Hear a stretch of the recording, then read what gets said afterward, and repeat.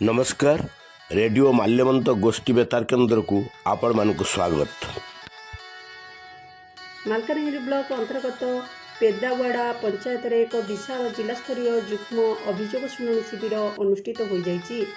ए शिविर रे जिलापाल प्रथमेश अरविंद राजरिके, आरक्षी अधीक्षक विनोद पाटिल, एच बनखंड अधिकारी साई किरण, जिला उन्नयन अधिकारी दाशरथी सराबू, उपजिलापाल दुर्योधन भोई समेत जिला प्रशासन समस्त विभागीय मुख्य उपस्थित रही जनसाधारण समस्या पचारि बुझीथिले। शिविर में स्थानीय अंचल शताधिक लोक जमीजमा विवाद, राशन कार्ड, वार्धक्य भत्ता, पानीय जल एवं ग्राम्य उन्नयन भली विभिन्न व्यक्तिगत और सामूहिक समस्या नहीं अभियोग करथिले। मोट 89टी अभियोग पत्र ग्रहण करा जायथिला बेले तन्मध्यरु 3टी व्यक्तिगत समस्या रहितबा बेले 86टी ग्राम्य समस्या रहितला। शिविर में अनेक समस्यार तुरंत समाधान करा जायथिला।